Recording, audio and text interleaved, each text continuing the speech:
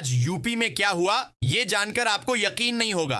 25 बड़ी खबरें, तेज, सटीक और चौंकाने वाली। बताएं आप किस जिले से देख रहे हैं। सौभाग्य योजना के तहत जिले के 43 गांवों में नए कनेक्शन और बिजली सुधार के लिए 2 करोड़ 16 लाख रुपए जारी किए गए हैं।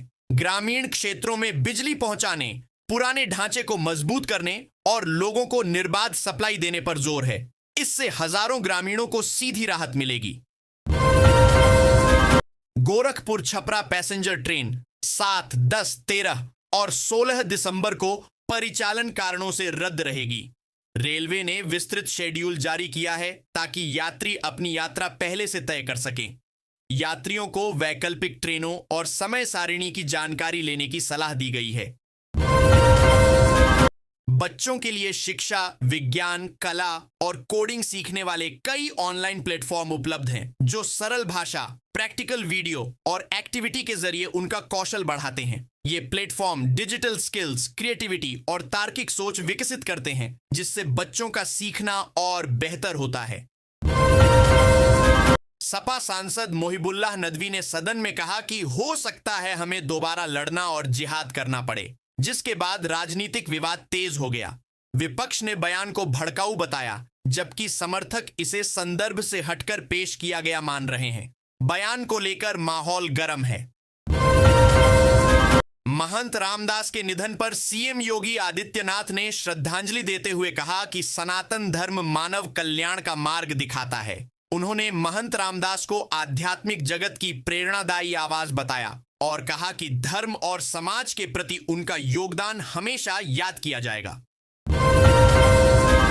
गोरखपुर छपरा पैसेंजर ट्रेन 7, 10, 13 और 16 दिसंबर को परिचालन कारणों से रद्द रहेगी। रेलवे ने यात्रियों की सुविधा के लिए पूरा शेड्यूल जारी किया है। यात्रियों को सलाह दी गई है कि वे यात्रा से पहले समय सारिणी चेक कर वैकल्पिक ट्रेन का विकल्प चुन लें।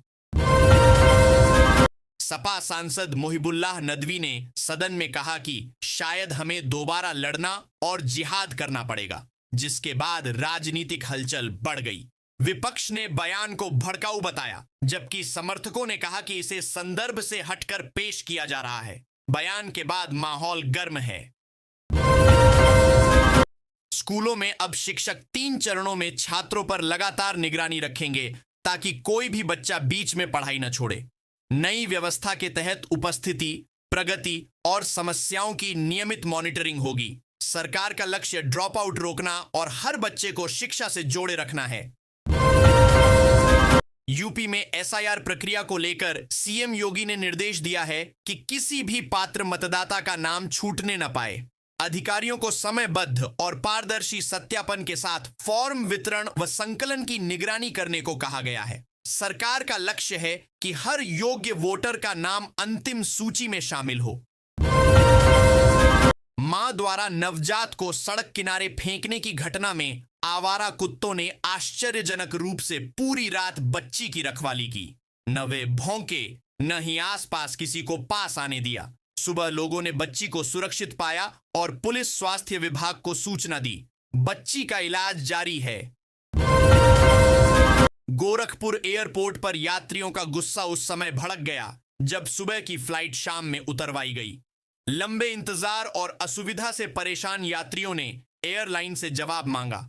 तकनीकी कारणों का हवाला दिया गया, लेकिन यात्रियों ने प्रबंधन पर लापरवाही का आरोप लगाया। हाईकोर्ट ने उस तलाक को रद्द कर दिया जो ऐसी धारा के तहत दिया गया था, जो अस्तित्व में ही नहीं है। कोर्ट ने फैसले को त्रुटिपूर्ण बताते हुए संबंधित जज को अतिरिक्त ट्रेनिंग पर भेजा। आदेश में कहा गया कि कानून की सही समझ के बिना ऐसे फैसले न्याय व्यवस्था को नुकसान पहुंचाते हैं। यूपीएसआई भर्ती के 4,543 पदों के लिए परीक्षा तिथि घोषित कर दी गई है। परीक्षा 2026 के मार्च महीने में 2 दिनों में आयोजित होगी। अभ्यर्थियों को समय से पहले एडमिट कार्ड, परीक्षा केंद्र और आवश्यक दिशा निर्देश जारी किए जाएंगे। उम्मीदवारों को तैयारी तेज करने की सलाह दी गई है। इटावा के मिहौली के बीहड़ में देर रात दहाड़ सुनाई देने से लोग दहशत में रहे। सुबह तेंदुए का शव मिलने पर हड़कंप मच गया। वन विभाग ने मौके पर पहुंचकर जांच शुरू की है। मौत के कारणों की पुष्टि के लिए पोस्टमार्टम कराया जा रहा है और इलाके में सतर्कता बढ़ा दी गई है। पुतिन की भारत यात्रा के दौरान दोनों देशों के संबंधों में आने वाली चुनौतियों और रणनीतिक मसलों पर चर्चा होने की संभावना है। रक्षा, ऊर्जा और व्यापार सहयोग के बीच कई संवेदनशील मुद्दे संबंधों को प्रभावित करते हैं। वार्ता का फोकस इन्हीं जटिलताओं को संतुलित करने पर रहेगा। फर्जी कागजात बनवाकर सेवानिवृत्त सहायक नगर आयुक्त की जमीन पर कब्जा करने का मामला सामने आया है। पीड़ित से 1 करोड़ रुपए की पुलिस ने केस दर्ज कर जांच शुरू कर दी है। जमीन घोटाले में शामिल लोगों की भूमिका और दस्तावेजों की सत्यता की जांच की जा रही है। यूपी में पुलिस कर्मियों को अब फॉरेंसिक साक्ष्य सुरक्षित रखने और जुटाने का प्रशिक्षण दिया जाएगा। यूपीएसआईएफएस में नया कोर्स शुरू हुआ है, जिसमें क्राइम सीन मैनेजमेंट, सबूत संरक्षित करना और वैज्ञानिक जांच पद्धति सिखाई जाएगी। इसका उद्देश्य जांच को अधिक प्रभावी और सटीक बनाना है। मेरठ में एनआरआई के बंद पड़े मकान में चोरों ने सेंध लगाकर 2.5 लाख का सामान और नकदी चोरी कर ली। घटना का पता पड़ोसियों को घर का ताला टूटा देखकर चला। पुलिस ने मौके पर पहुंचकर जांच शुरू की है और सीसीटीवी फुटेज खंगाले जा रहे हैं। वाराणसी में प्रधानमंत्री के संसदीय क्षेत्र में लोगों ने मार्च निकालकर रूस के राष्ट्रपति व्लादिमीर पुतिन के भारत आगमन का स्वागत किया। लोगों ने मित्रता के नारे लगाए और भारत रूस संबंधों को मजबूत बताते हुए कार्यक्रम में उत्साह दिखाया। चंडी बाजार में फुटपाथ पर अवैध कब्जे के कारण पैदल चलना मुश्किल हो गया है। दुकानदारों द्वारा फैलाए गए सामान और ठेलों से रास्ता संकरा हो गया है। इससे रोजाना जाम और दुर्घटना का खतरा बढ़ रहा है। नगर निगम से कार्रवाई की मांग उठ रही है। ड्रग्स तस्करी के नेटवर्क पर एसटीएफ ने बड़ी कार्रवाई करते हुए पति पत्नी सहित 4 लोगों को गिरफ्तार किया है। उनके पास से 90 ग्राम हेरोइन और स्मैक बरामद हुई है। टीम ने बताया कि आरोपी लंबे समय से नशा सप्लाई में सक्रिय थे। जांच आगे बढ़ाई जा रही है।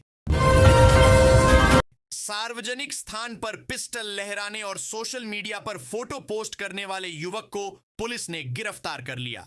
वीडियो वायरल होने के बाद कार्रवाई की गई। पुलिस ने हथियार की जांच शुरू कर दी है और बताया कि ऐसी हरकतें कानूनन गंभीर अपराध हैं।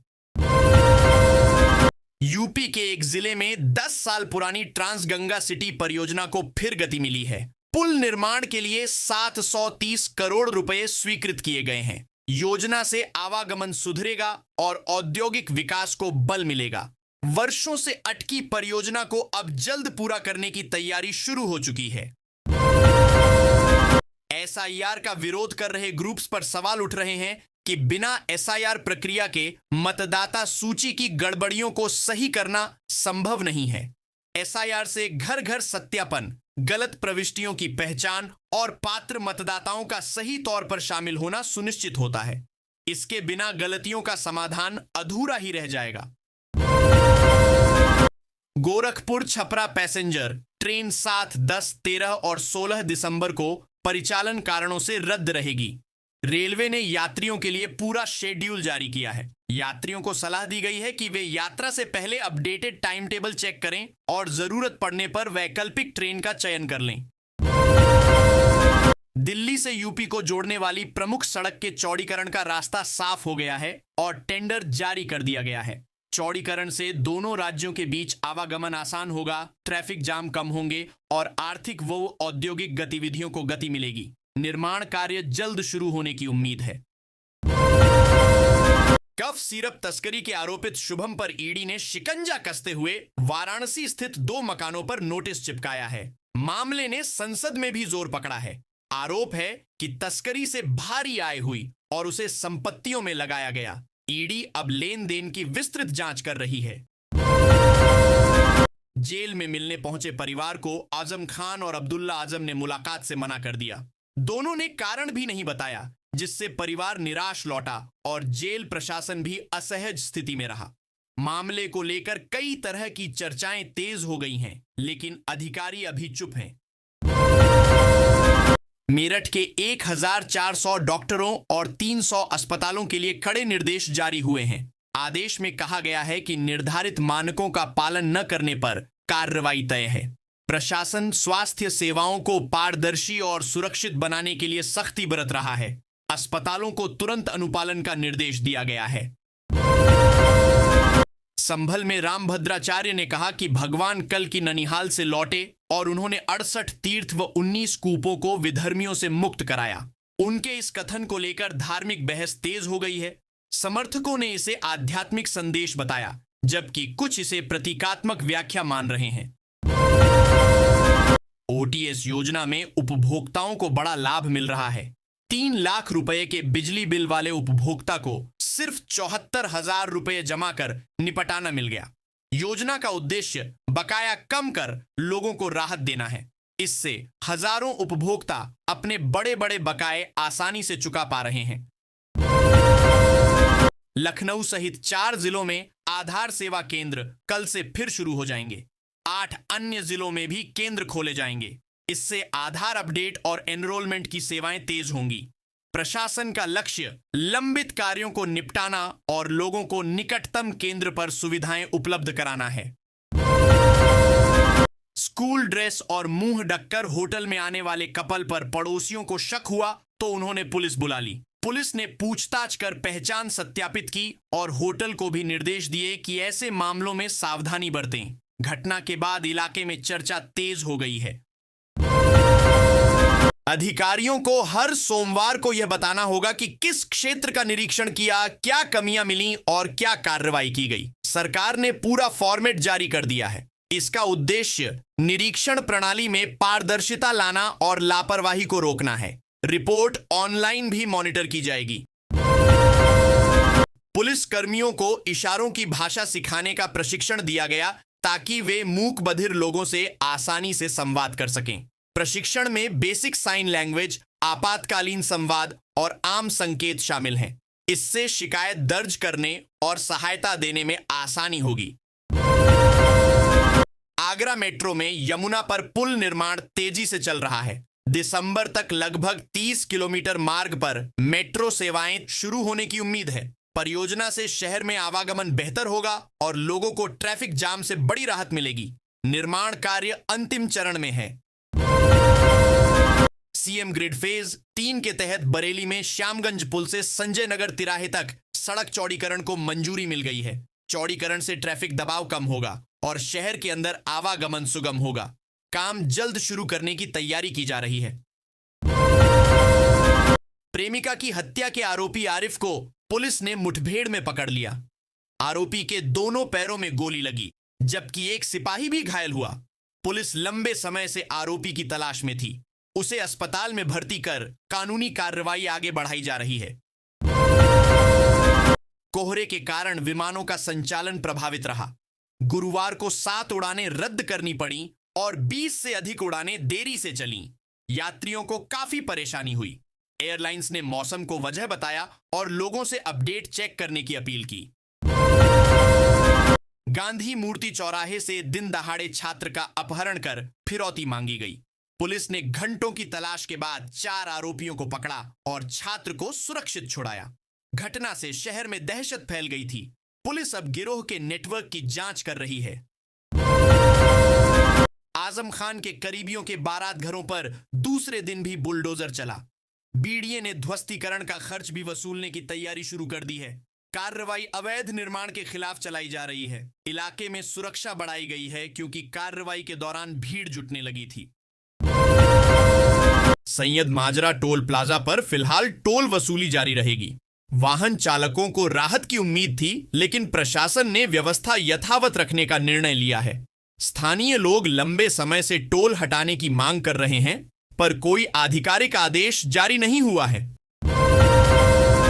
गोरखपुर के एक मॉल की तीसरी मंजिल से 8 साल का बच्चा अचानक नीचे गिर गया, जिससे उसकी हालत गंभीर है। मौके पर हड़कंप मच गया। बच्चे को तुरंत अस्पताल ले जाया गया। डॉक्टर उपचार में जुटे हैं और पुलिस घटना की जांच कर रही है।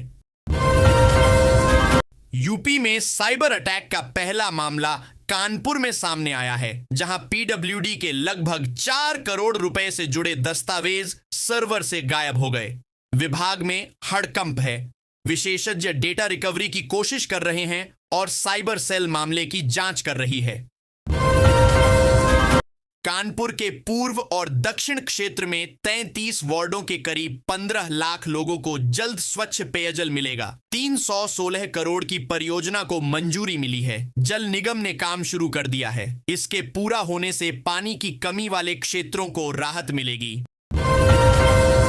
वंदे भारत एक्सप्रेस में यात्रियों को भोजन और पानी न मिलने पर विवाद खड़ा हुआ। यात्रियों ने शिकायत रजिस्टर उपलब्ध न होने पर नाराजगी जताई। रेल प्रशासन को सूचना दे दी गई है और अधिकारियों ने सुविधाओं में सुधार का आश्वासन दिया है। गोरखपुर में भूमि बैनामा के लिए 10,94,000 रुपए लेने के बाद जालसाज सौदा करने से मुकर गए। पीड़ित की शिकायत पर पुलिस ने मुकदमा दर्ज किया है। आरोपी फरार बताए जा रहे हैं और पुलिस उनकी तलाश में जुटी है। भोजपुरी स्टार निरहुआ ने पहली बार बताया कि आम्रपाली के साथ उनका रिश्ता केवल पेशेवर है। उन्होंने कहा कि अफवाहों का कोई आधार नहीं है। निरहुआ ने बताया कि उनकी पत्नी भी यह समझती हैं और उन्हें इन चर्चाओं से कोई परेशानी नहीं होती। राहुल गांधी के सवाल के बाद संकेत मिला कि जनगणना 2026 के मध्य महीनों में हो सकती है। जाति आधारित गिनती पर सरकार ने कहा कि प्रक्रिया विचाराधीन है और तकनीकी तैयारियों के बाद ही अंतिम निर्णय होगा। मुद्दे पर राजनीतिक बहस तेज है। पूर्वांचल एक्सप्रेसवे पर अखिलेश यादव ने सीधे डीएम को फोन कर एक गरीब की मदद करवाई। शिकायत पर तुरंत कार्रवाई हुई और पीड़ित को लाखों की सहायता मिली। वीडियो वायरल होने के बाद सरकार और विपक्ष में नई चर्चा शुरू हो गई है। ट्रैफिक चालान के नए नियम पूरे देश में लागू हो गए हैं। कैमरा आधारित ई चालान, बिना हेलमेट सीट बेल्ट भारी जुर्माना, ओवर स्पीडिंग पर सख्त कार्रवाई और पुराने वाहनों पर दंड सहित कई बदलाव किए गए हैं। कार बाइक चालकों को नए नियमों की जानकारी रखना जरूरी है ताकि फालतू चालान और कानूनी दिक्कतों से बचा जा सके। रूस के राष्ट्रपति व्लादिमीर पुतिन भारत पहुंचे तो प्रधानमंत्री नरेंद्र मोदी ने प्रोटोकॉल तोड़ते हुए एयरपोर्ट पर जाकर खुद उनका स्वागत किया। यह मुलाकात भारत रूस संबंधों को मजबूत करने के लिहाज से बेहद अहम मानी जा रही है। दोनों देशों के बीच रक्षा, व्यापार और रणनीतिक सहयोग पर महत्वपूर्ण बातचीत होने की उम्मीद है। पश्चिमी विक्षोभ के कारण देश के कई राज्यों में मौसम में अचानक बदलाव आने वाला है। भारतीय मौसम विभाग ने शीतलहर, घने कोहरे और तापमान में गिरावट को लेकर अलर्ट जारी किया है। पहाड़ी क्षेत्रों में बर्फबारी बढ़ सकती है, जबकि मैदानी इलाकों में ठंड का असर तेज होगा। लोगों से सावधानी बरतने की अपील की गई है। मिलावटी आटे के बड़े कांड का खुलासा हुआ, जिसमें सफेद पाउडर मिलाकर घटिया गेहूं का आटा तैयार किया जा रहा था। छापेमारी में 20 लाख रुपए का स्टॉक जब्त किया गया, फैक्ट्री सील कर दी गई और मालिक फरार है। बढ़ती खाद्य मिलावट की शिकायतों के बीच इस कार्रवाई ने प्रशासन को और कड़ा रुख अपनाने पर मजबूर कर दिया। दिल्ली में पुतिन के लिए चाणक्य स्वीट तैयार किया गया है, जो राजधानी का सबसे लग्जरी और हाई सिक्योरिटी स्वीट माना जाता है। इसमें अत्याधुनिक सुविधाएं, प्राइवेट सिक्योरिटी सिस्टम और वीवीआईपी स्तर की व्यवस्था उपलब्ध है। इसका किराया लाखों में है और इसमें राष्ट्राध्यक्षों के लिए विशेष इंतजाम किए जाते हैं, जिससे इसकी खासियत और बढ़ जाती है। पुतिन का विमान इस यात्रा के दौरान दुनिया में सबसे ज्यादा ट्रैक किया जाने वाला विमान बन गया। लाखों लोगों ने लाइव फ्लाइट पाथ देखा, जिससे सुरक्षा एजेंसियां भी सतर्क रहीं। उनकी यात्राएं हमेशा सुरक्षा कारणों से चर्चा में रहती हैं। इस बार भी विमान के रूट, ऊंचाई और लोकेशन पर लगातार नजर रखी गई, जिसने इसे खास बना दिया। सार प्रक्रिया के दौरान 26 साल से लापता युवक को बीएलओ ने पहचान लिया। सूचना मिलते ही परिवार को बताया गया और पिता ने भावुक होते हुए बेटे से कहा, डरने की जरूरत नहीं, घर लौट आओ। यह घटना प्रशासन और परिवार दोनों के लिए बेहद भावनात्मक रही। वर्षों बाद मिली इस उम्मीद ने पूरे इलाके में चर्चा पैदा कर दी है। दिल्ली, मुंबई में कश्मीरी फिरन तेजी से फैशन ट्रेंड बन गया है। जो पहले एक पारंपरिक चादर जैसी पोशाक थी, वह अब डिजाइनर टच के साथ स्टाइलिश कुर्ते के रूप में युवाओं में लोकप्रिय हो रही है। सर्दियों में गर्म रखने के साथ इसका मॉडर्न लुक इसे खास बनाता है। बाजार में इसकी मांग लगातार बढ़ रही है और यह नए फैशन का हिस्सा बन गया है। इंडिगो की 150 से अधिक उड़ानें रद्द होने से यात्रियों को भारी परेशानी का सामना करना पड़ा। क्रू की कमी और खराब मौसम इसके मुख्य कारण बताए जा रहे हैं। एयरपोर्ट पर लंबी लाइनों और देरी ने यात्रियों की यात्रा योजनाओं को प्रभावित किया। कई फ्लाइट्स रीशेड्यूल करनी पड़ी। एयरलाइन स्थिति को सामान्य करने के लिए प्रयास कर रही है।